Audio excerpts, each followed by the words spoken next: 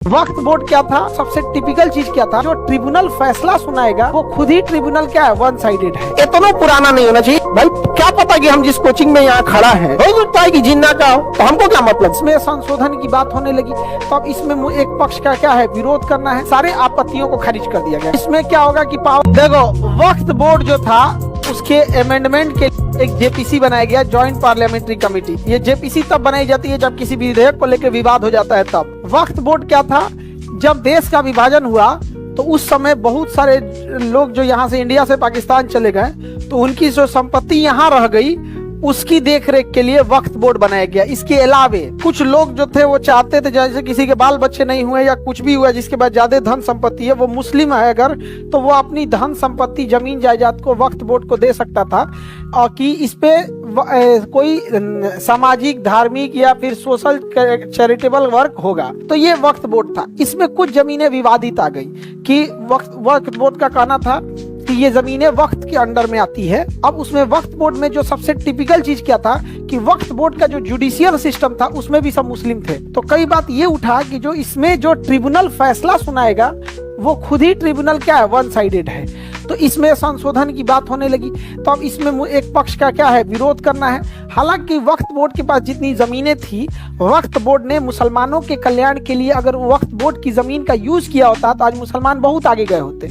इन्होंने कोई खास यूज नहीं किया और जैसा कि सारे सरकारी डिपार्टमेंट में होता है कि जो एक बार बैठ जाता है वो अपने सगे संबंधी रिश्तेदार हेन में लग जाता है, कोई उतना हुआ नहीं। तो बाद में अब जब गवर्नमेंट आई तो वक्फ बोर्ड विधेयक में क्या कही, संशोधन लाई। तो इसका जब विरोध हुआ तो इसके लिए ज्वाइंट पार्लियामेंट्री कमेटी बनाई गई कि जेपीसी की इसमें अपनी अपनी बातों को रखिएगा।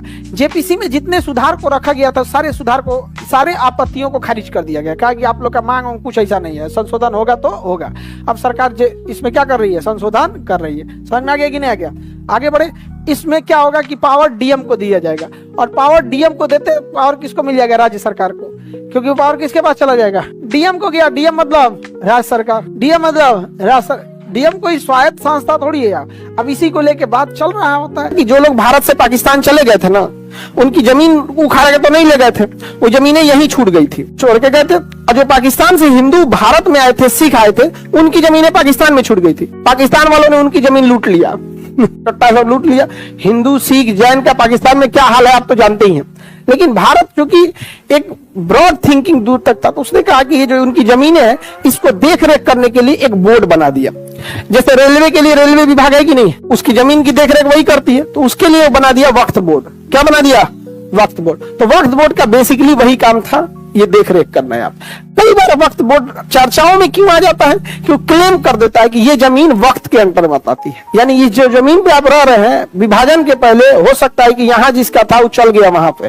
तो इतना पुराना नहीं होना चाहिए। एक तो कोर्ट देखो, जमीन के मामले में हमको सबसे खराब क्या लगता है, एक फिक्स टाइम होना चाहिए कि हाँ 20 साल तक आप अगर कोई इस पे नहीं है दावेदार तो फिर हिसाब किताब खत्म। भाई क्या पता कि हम जिस कोचिंग में यहाँ खड़ा है आजादी से पहले कौन था यहाँ पे, हो सकता है कि जिन्ना का हो, तो हमको क्या मतलब है उससे। जिन्ना चल गया, ये चल गया। अब भाई आप कितना पीछे जा सकते हो, खुद से कभी इस जमीन को इससे पहले कौन था आप वही जान कर सकते। तो वो तो वक्त जो चर्चा में आई है वो क्लेम की वजह से आई है। कई जगह क्लेम कर देते नहीं ये ऐसा था यहाँ पे।